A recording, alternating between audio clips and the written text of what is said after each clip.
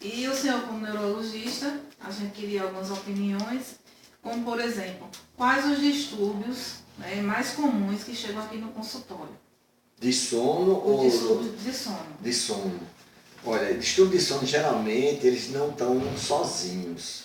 Geralmente, a insônia em si faz parte do quadro de problemas mentais, emocionais, como ansiedade, depressão. Às vezes relacionado à dor de cabeça. Agora, existe insônia por insônia, como insônia, que agora eles estão tendo insônia como doença e insônia como sintoma. Certo? Então o estudo do sono ele tem crescido muito e ele é frequente, muito frequente. É difícil chegar uma pessoa aqui que não tem problema de insônia, mas geralmente associado a problema psicológico. Depois Então, pode ser associado à depressão, pode, associado à ansiedade. Pode. Aí tem os outros distúrbios como a apneia. Né? Não, a apneia do sono ele é uma consequência do sono, não é ele que leva a insônia só. Ele superficializa o sono, porque ele é tido como, não propriamente uma parassonia, mas é uma complicação do sono. Entendeu? Certo. Você pode ter uma apneia do sono que tira, fragmenta o sono, superficializa o sono e ele não consegue ciclar dentro daquelas etapas, daquelas... das fases do sono, exato. Aí superficializa, dá problema de latência. O senhor diria que, na verdade, de modo geral, as pessoas que chegam com algum problema de insônia. A queixa principal, geralmente, pode chega também. Eu não durmo, pode, mas quando a gente procura ver, o não dormir é em função da ansiedade do dia. A gente pode entender o seguinte, quando você tem um quadro de ansiedade que ele é bem acentuado como um transtorno da ansiedade generalizada, então você tem uma mente que ela funciona numa velocidade muito grande, antecipando coisas, e isso faz com que a gente tenha uma síndrome que quem descreve ela muito bem é Augusto Cury, ele é o que encontrou isso aí que eu achei interessante, que é a síndrome do pensamento apressado. Se você imprime a teu cérebro uma velocidade de atividade mental, como é que você vai conseguir que lá na hora de dormir você consiga conciliar o sono?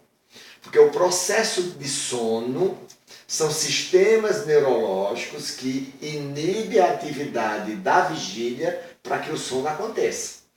E esse sistema, eles são responsáveis pela manutenção da vigília, que são também os neurotransmissores que geram ansiedade.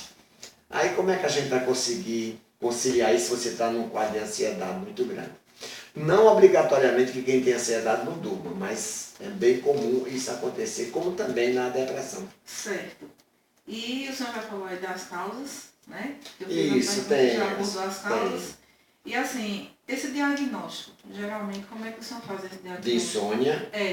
Olha, a insônia, para a gente ter um diagnóstico correto e de se conduzir, a gente tem que fazer a polissonografia. Para ver. Porque aí a gente vai ter um estudo do sono, o tempo de latência para a conciliação do sono, a gente vai ver as fases do sono, se elas se completam, se elas ciclam dentro do tempo previsto. A gente vai ver latência para o sono REM, que é o sono que repara, ou seja, é o sono profundo, entendeu? Que realmente dá aquela regeneração. Dá, exatamente, porque o sono em si é uma necessidade do organismo de reparar as perdas do dia. Isso. Aí, isso é uma coisa que dura em torno de 7, 8 horas, embora que tenha pessoas que tenham a sua satisfação de sono até de 4 horas e está tudo bem, obrigado. E tem jeito que não tem. Como é que o senhor avalia, de modo geral, os pacientes que vêm, né?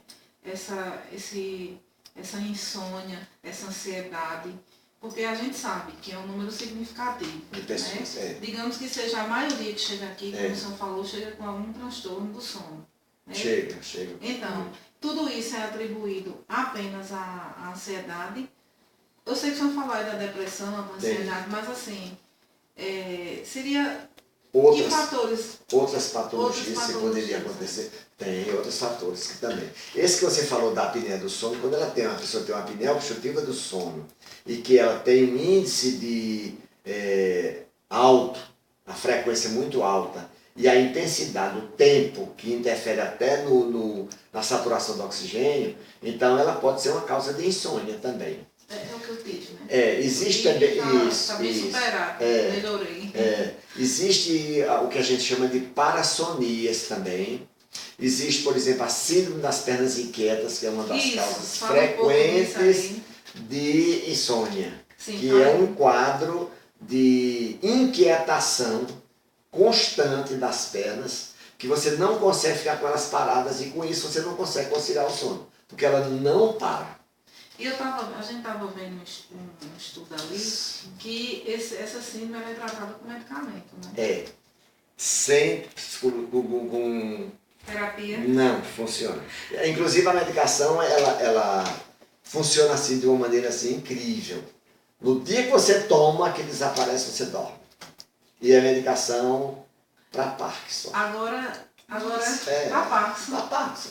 São agonistas dopaminérgicos que funcionam para cima das pernas inquietas. E funciona assim, maravilhoso. Me diga uma coisa. Boa parte dessas questões que você colocou, né, das causas, da insônia, da apneia, dessa síndrome, são tratados com medicamento. Né? São. O senhor concorda ou discorda que há necessidade de um acompanhamento psicológico? Não, eu concordo. É o seguinte, preste bem atenção. A gente tem que ter muito cuidado com o tratamento da insônia só com medicação. Como eu disse para vocês, a insônia ela não vem sozinha. Então eu tenho que usar alguma medicação para patologia básica, não só para insônia.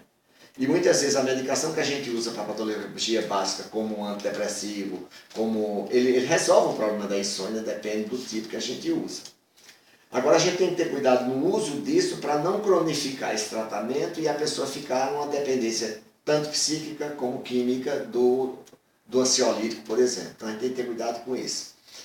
A gente tem que ter higienes do sono. Então, a parte de orientação, do que comer, que atividade exercer, de ter um horário fixo de conciliar o sono. O organismo gosta de rotina. Então você não pode, por exemplo, um dia querer dormir 8 horas da noite, outro dia querer dormir 2 horas da manhã e achar que isso você deitou, tem que dormir. Não. Ou seja, tem que ter um relógio. Tem um relógio biológico quando você tenha essa rotina desenvolvida. Então, coisas que são estressores para você evitar durante o sono, antes do sono. Muita gente pratica ginástica antes de dormir, não é indicado. Você tem que fazer de manhã ou então de noite cedo para você, quando chegar perto do sono, você dormir. Alimentação, por exemplo, o hábito de lanchar, de comer tarde e comer alimento que seja de uma digestão mais difícil, isso tira o sono também.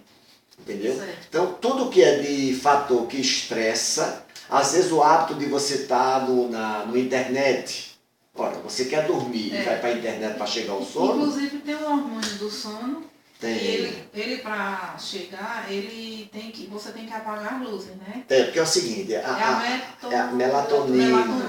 Isso. A melatonina é o seguinte, essa questão de apagar a luz, isso é uma coisa que está relacionada a uma glândula pineal. A pineal ela é inibida pela luz, mas a pineal geralmente é classifica no adulto. A gente não tem pineal no adulto. Funciona mais para criança. Então, assim. até criança e adolescente, ela tem uma inibição, inclusive interfere, é quem controla a puberdade. É bom saber. Entendeu? É quem controla a puberdade. Então, ela tem uma função até determinado tempo. Entendeu? Mas depois ela não tem essa função, embora que a melatonina ela continua exercendo a sua função. Ela tem secreção da melatonina, é o hormônio do sono, que infelizmente a gente não tem aqui no Brasil para prescrever para os pacientes. Era tão bom, né? Era ótimo. Mas eu acho que ele vai chegar. Se Deus quiser. Então a gente fica... Uma coisa que muita gente fica preocupado e que isso é um conceito pessoal pela experiência que eu tenho. Às vezes a pessoa diz, mas eu vou dormir com remédio. Eu começo a avaliar quais são os efeitos negativos da insônia. E eu vejo que os efeitos negativos da insônia para a pessoa são piores do que o uso do remédio. Sim. O problema é usar numa dosagem adequada e num tempo adequado e não permitir que ele vá aumentando de dosagem porque não está conseguindo. Então, eu tenho que ver por que isso. Agora, a insônia, ela traz consequências terríveis para a pessoa. E é difícil tratar exatamente. Terapia, né? O outro dia, a gente tem que fazer as duas coisas. Geralmente, quando a gente trata, não é que eu diga assim, vou tratar a insônia com terapia. Não. Eu vou tratar a ansiedade, a depressão, os problemas emocionais com a terapia. Eu não vou tratar a insônia com a terapia. Estou entendendo. O que está associado à insônia. Exatamente. Porque a insônia, nessa aí, ele é sintoma. Como é o desânimo, como é a angústia, como é a desmotivação, né? Como é aquela a sensação de antecipar tudo dos quadros de ansiedade. Então, eu tenho que tratar isso, a pessoa como um todo. Não eu tratar a falta de sono daquela pessoa. E nem sempre a terapia é suficiente, né? Sozinho, eu não acho que é nunca. Pronto, era isso que Eu acho que não é nunca, entendeu? Você conseguir que uma pessoa que tenha só insônia crônica consiga só com a terapia dormir. Tá bom. Mesmo que de pessoas que usem o hipnotismo, que eu não aconselho, por questões pessoais assim de formação, mas eu acho que não funciona não. Na minha experiência de 42 anos, 42 não, foi 69, 46 anos. 46 anos, de né? formato. Então, bom, eu acho que... O mundo tem essas fases que ciclam numa noite várias vezes. Não é que você, numa noite só, você tenha tantos de uma fase, tantos do outro, tanto do outro.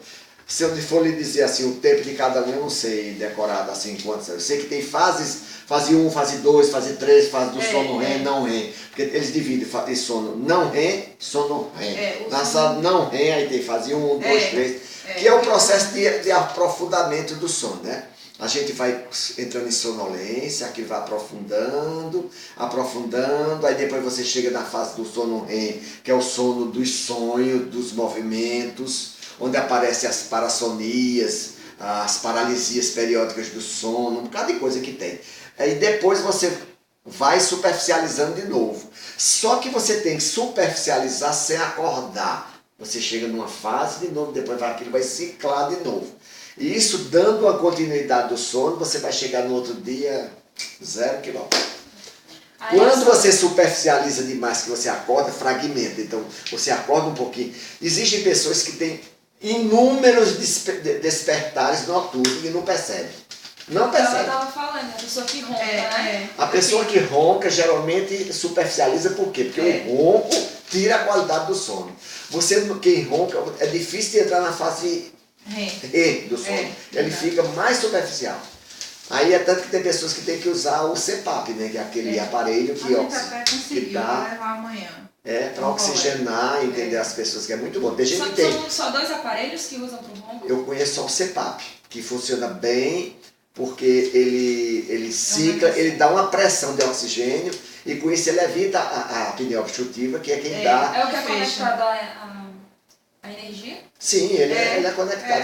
Aí tem outro que a menina falou. Tem outro que ele é um aparelho que você coloca. Não, ali não é ali é o seguinte, ali é um aparelho para você evitar a queda do véu do palato, a parte móvel do palato, que é quem vibra e quem obstrui. Quando a gente vai dormir, a gente relaxa toda a musculatura do orofaringe, a boca fica meio entreaberta, entendeu? E quem tem a gordura, por exemplo, e tem pescoço curto, e tem microagnatismo, então ele tem uma tendência a ter o ronco e obstruir por conta do véu do palato, ele obstruir a passagem. Isso. Aí esse aí eles usam como uma placa dentária, que é uma que a pessoa usa. Muitas vezes fazem cirurgia de retirada, de redução do véu, entendeu? Mas essas coisas para mim não funcionam muito bem não. O que o senhor falou é o mais... O CPAP é que é o aparelho dele, entendeu? entendeu? Esse outro é uma tentativa. Tem gente que tem a úvula muito grande, aí eles fazem uma cirurgia, o otorrino tira. Então, no caso, é mais para pessoas obesas, né? Obesas de hiperconsumo. A obesidade é um dos índices que determina o maior índice de obstrução, de apneia obstrutiva. Porque tem umas apneias que são de origem central, não são obstrutivas. Essa aí é que é mais perigosa e que pode trazer eu até problema. estava falando para eles que eu tive um problema na apneia. Eu trouxe o exame, o senhor viu, né? Foi. O AVC até encontrar a polissonografia. E eu vou ter que repetir para ver como é que tá agora. Que deu uma melhorada, deu. Porque meu marido disse que eu não ronco mais. Mas tem que avaliar, né? Não é bom, porque Tem até que ver como é avaliar. que tá. Ver como é que tá. Então, E traz consequências.